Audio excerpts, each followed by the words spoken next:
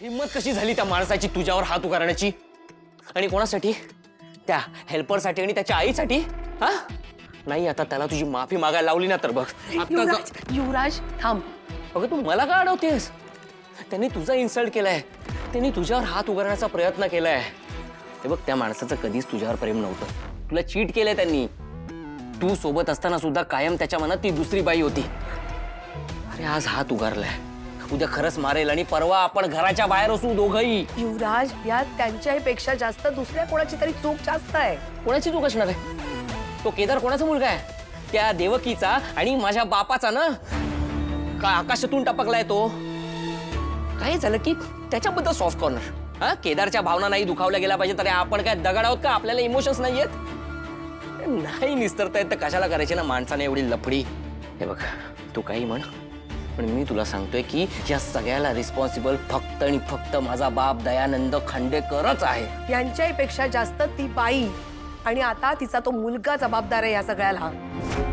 युवराज, तुला एक गोष्ट लक्षात येत नाहीये. अरे, जर आपल्याला हे सगळं संपवायचं असेल ना तर मुळावर घाव घालावा लागेल. ज्या व्यक्तीपासून हे सगळं सुरू झालंय ना त्या व्यक्तीला आधी या घरातून बाहेर काढावं लागेल. आणि ती व्यक्ती दुसरी तिसरी कोणी नाहीये, केदार आहे, केदार. हो मामा, तुला प्रॉमिस करतो या सगळ्याचा बदला युवराज खांडेकर घेईल. आणि युवराज जेव्हा बदला घेतो ना तेव्हा व्याजा सकट घेतो. Don't worry. सॉरी आई, आज त्या माणसामुळे मी तुझा वाढदिवस. सॉरी. हे जे काही होत आहे ना हे सगळं त्या दयानंद खांडेकरांमुळे होत आहे. मला नकोय तो माणूस, माझ्या आयुष्यात नकोय तो मला, पण तरीही सतत काही ना काही कारणाने तो माणूस माझ्या समोर आहे, सतत माझ्या आजूबाजूला असतो. मला नकोय ग. आणि आता आता तर तो माझ्या पर्सनल लाईफ मध्ये सुद्धा इन्व्हॉल्व होण्याचा प्रयत्न करतोय. मला नकोय तो माणूस. एकतर या घरात मी कसे दिवस काढतोय ना हे माझं मला माहिती. घुसमटायला होतंय मला या घरात. हे मिशन संपवून कधीही एकदाच या घरातून निघून जातोय ना असं झालंय मला. आणि याच फ्रस्ट्रेशन मध्ये मी आज खूप मोठी चूक केली आहे. का सांगितलं मिस्टर खांडेकरांना? ते बाबा आहेत तुझे. नाहीये ते माझे बाबा. तर असं- बस झाला तारिणी. त्यांच्या या खोटेपणाच्या झळा मला बसल्यात, तुला नाही. आणि एक गोष्ट लक्षात ठेव, हा माझा पर्सनल प्रॉब्लेम आहे, तू यात पडू नकोस. मी आज तारिणीवर ओरडलो. अशा व्यक्तीवर ओरडलो ज्या व्यक्तीने माझ्यासाठी खूप केलंय. तिने नेहमी मला समजून घेतलंय, नेहमी माझी काळजी घेतली. तारिणीने मला माझा मान सुद्धा मिळवून दिला. पूर्ण जगाशी भांडली ती माझ्यासाठी. मी जर का उपाशी असेल ना तर ती नेहमी मला खायला घालायची. त्या तारिणीशी तोंडाला येईल ते बोललोय ग मी. आणि मला ना आता कळत नाहीये की मी हे कसं सावरू. मला माहितीये ती आता सुद्धा मला आणि दयानंद खांडेकरांना एकत्र आणण्याचा खूप प्रयत्न करतेय. माझं कुटुंब मला परत मिळवून देण्याचा खूप प्रयत्न करतेय. पण मला नकोय ग हे सगळं. मला नकोय तो माणूस. त्या माणसाबद्दलचा राग काय आहे आणि किती आहे हे तुला माहिती आहे ना. आणि आज तो सगळा राग तारिणीवर निघाला. मी काय करू? मला माफी मागायची आहे तिची. मला सॉरी म्हणायचंय तिला, पण कसं म्हणू हेच कळत नाहीये.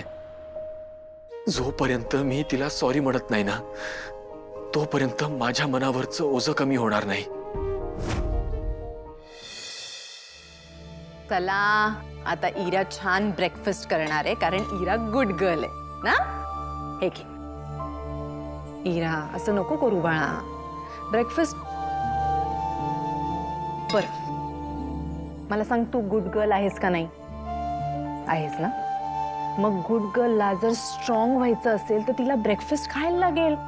नाही तर ती स्ट्रॉंग कशी होणार, हो ना? आता इरा गुड गर्ल पण होणार आहे आणि स्ट्रॉंग पण होणार आहे, कारण ती ब्रेकफास्ट खाणार आहे.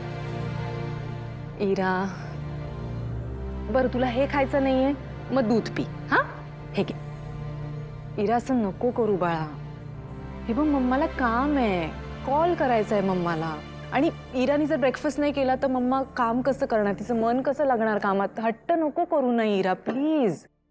अगं ये खा ना पटकन. असं कुणी ओरडण्याआधी खाऊन घे ना बेटा पटकन. इरा, खा बा. असं हट्ट नको करू ना काय इरा. झालं? कोण गुड गर्ल ब्रेकफास्ट करत नाहीये? हा? गुड मॉर्निंग इरा. काय झालं?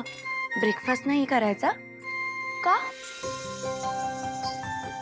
भूक नाहीये? इराची मम्मा, इराला भूकच नाहीये. पण मग आता तिने ब्रेकफास्ट नाही केला तर तिला ताकद कशी येणार? तुला ताकद नाही आली तर तू माझ्याबरोबर खेळणार कसं? कौशिकी मॅडम, आपण ना एक काम करूयात, इराला नको घेऊयात खेळायला. हा, आपण दोघी खेळूयात. हा, चालेल चालेल, आपणच खेळू. चालेल ना? नको आपण खेळायचं, पण मग त्याच्यासाठी ब्रेकफास्ट करावा लागेल. करणार आहेस? नक्की. येता बसायचे.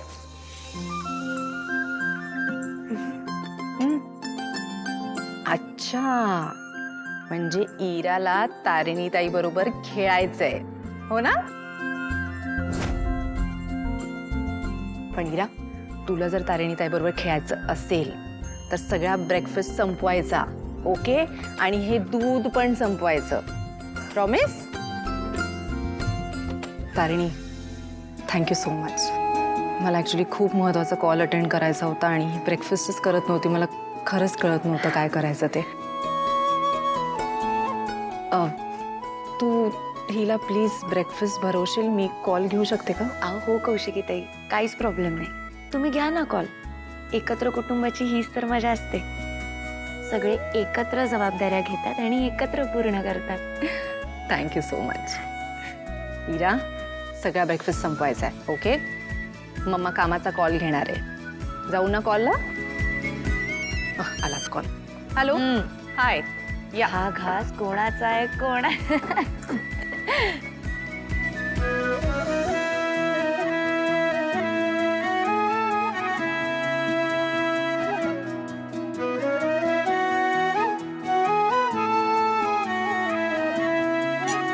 बास, पण मग दूध पिणार?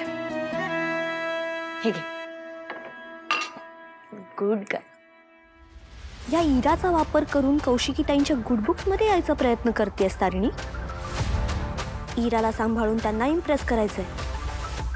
नाही, काहीही करून ह्या इराला तारिणीपासून वेगळं करायलाच हवं. नीट भरव तिला. आता थोडासा उपमा खायचा का पोहे खायचे? तारिणी, तारिणी कुठे गेली सकाळी सकाळी?